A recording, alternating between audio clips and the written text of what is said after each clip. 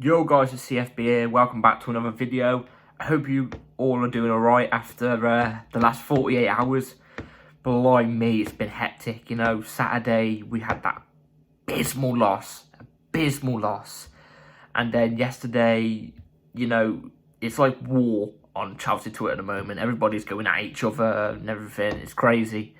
And today as well, there's been loads of news that's come out evolving around Graham Potter and, you know, Chelsea in general. So we're going to get straight into that soon. Before we do, please like and subscribe. Hit the bell notification as well so you're notified when I upload a video.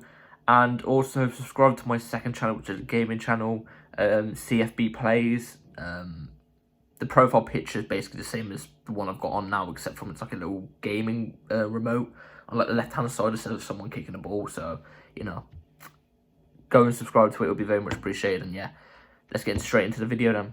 So first off, we're going to start with the whole Graham Potter Chelsea news. So let's start off with the bad news. That's basically what it is. That's what I'm trying to say. Then we'll end off with the good news. So this is from Simon Johnson. Chelsea will continue to back Potter. The next 3 games provide an opportunity to improve the relationship with the fans.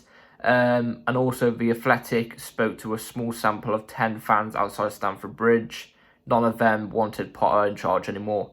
And I can't say I blame him anymore. I generally can't say I blame him. I'm not Potter in, but I'm not Potter out. But I'm more Potter out than Potter in. Do you know what I mean? What is going on? Like, especially his comments after the game as well. Like, it's just, there doesn't seem like there's any anger. It doesn't seem like there's anything to, like, doesn't seem like he's got a grip on the team. It just doesn't seem like it. It seems like he's lost the dressing room, which we're going to get into in a second, actually. But, this is a message to Bowley. This is. So, in the first bit of the text, it says the next 3 matches provide something to rebuild the connection with the fans. Let me tell you something, Bowley. Let me tell you something. Come here. Once you've lost the fans, you've lost the fans. That's how it is. He's lost the majority of the fans. You should have heard Stamford Bridge. Did he hear Stamford Bridge after that Southampton match? We lost to bottom of the table Southampton, who were managerless. They didn't have a manager in charge. Our manager before the game said we prepared well for this match. Tactically. Their manager said they didn't have time to prepare.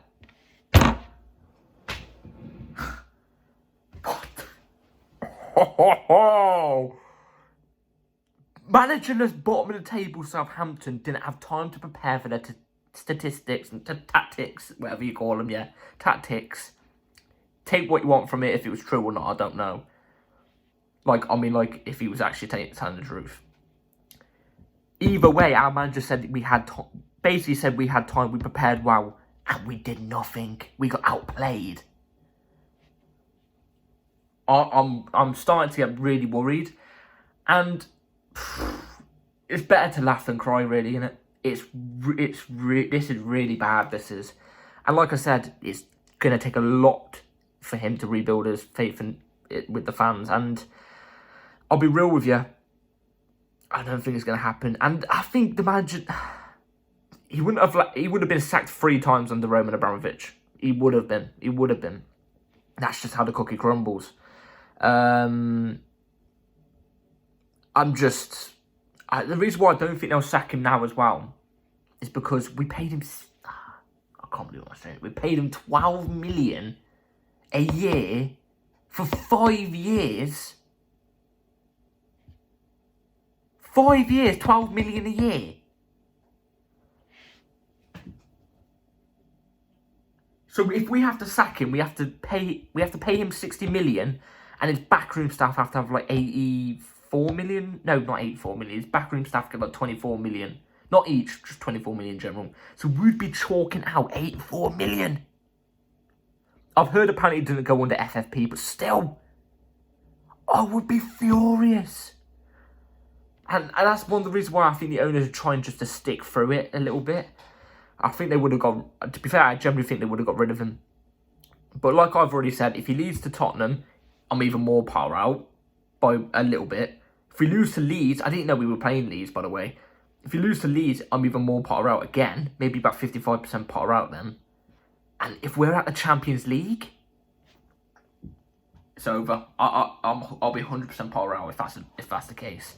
And the thing is as well, Spurs, Derby, rivals, we hate Spurs. It's a must-win. The fans will be pumping for it. The players will be pumping for it. You've got to be pumping for it as well. Chelsea Leeds as well. A lot of rival fans won't understand Chelsea Leeds, but that's a huge rivalry as well. You know what I mean? I hate Leeds. Hate Leeds. It's another must-win. It's another must-win. Not just in case of our form. Like, it's a must-win game. It's Chelsea Leeds. Do you know what I mean? It's a must. Now, getting to the next bit of news. Senior sources insist there have been a number of instances of Potter becoming upset and having tough conversations with players in the dressing room during meetings. Potter is described as being intense at Cobham, and there are no fears over his mentality. I don't really know what to say about this one.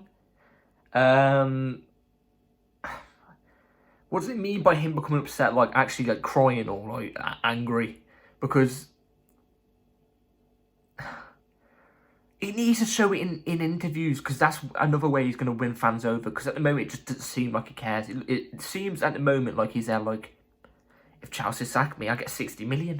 Don't matter. Don't matter. Sack me. Sack me. That's what it seems like at the moment. But the thing is as well, Potter's a nice guy. He's a nice guy. I think that's the annoying thing as well. Well, it's not the annoying thing, but he's a nice guy. And at the moment, he's bringing this all upon himself because he just isn't doing well. He's just not doing well at all.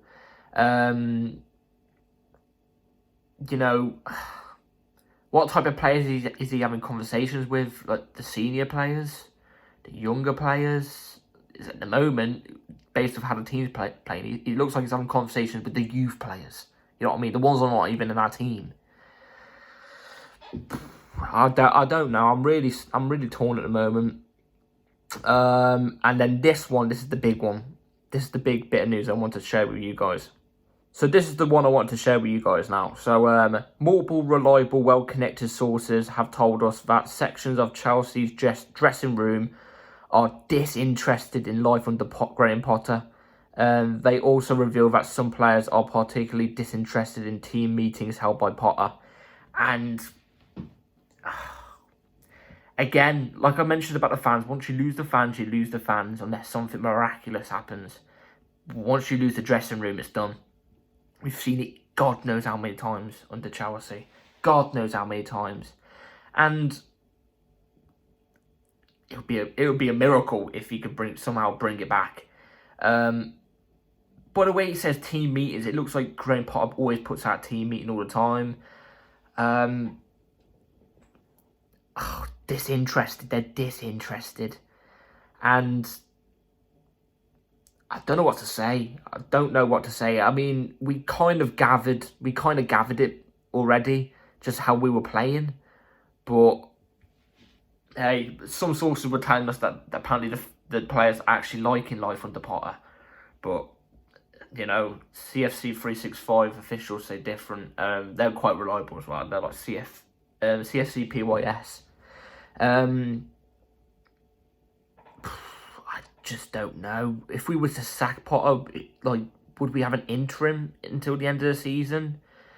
I'm just baffled. 5-year contract, 12 million a year. Tuchel's even on that. Tuchel's on 7 million a year. I'm trying to think of project managers. I don't want to give props here because I don't like Man United, but Eric Ten Hag, you know what I mean? Like, he's come in and, you know, they backed him with a little bit of money, but he's shown now that he's a good manager. Do you know what I mean? He's on like 9 million a year. He's only on like a 2-year contract, 3-year contract. You know what I mean? And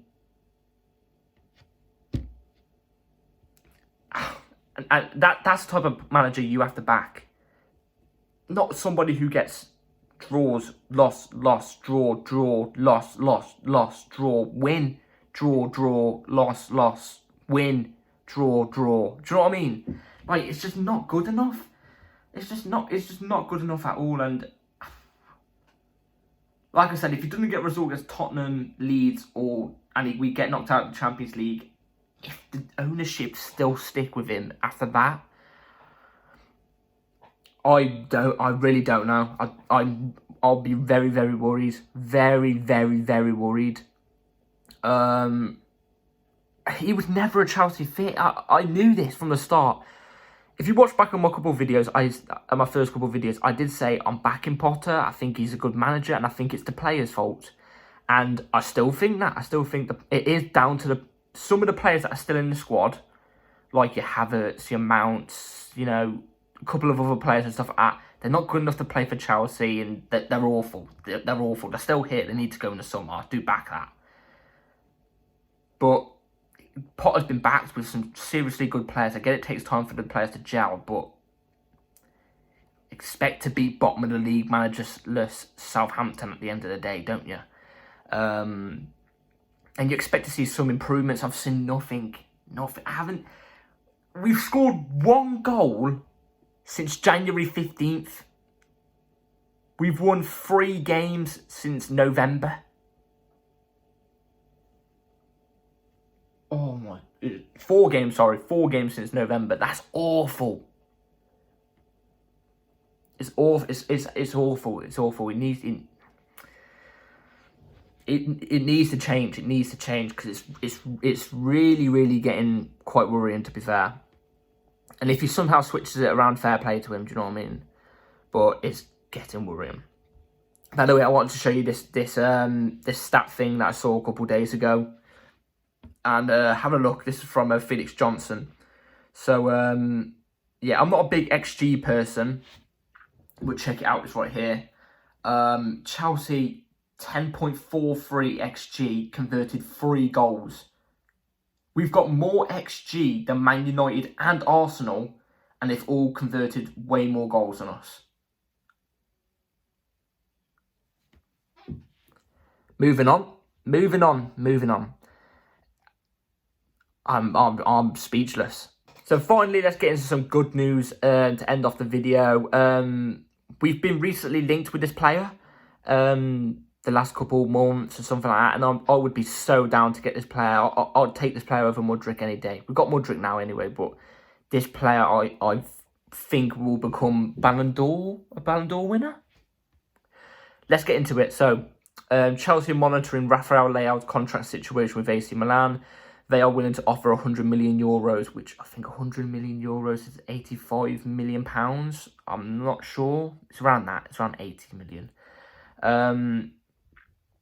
I would be so down to get Leao. Do you know what I mean? But that would mean the left-hand side would be Leao and Mudryk. So, it's hella strength in depth. Really young, pacey, quick players. But one of them's going to be unhappy with having the amount of time on the bench, if you know what I mean. I would be so down to go and get Leao. Do I think it's going to happen? No. Nope. Because it's 100 million euros and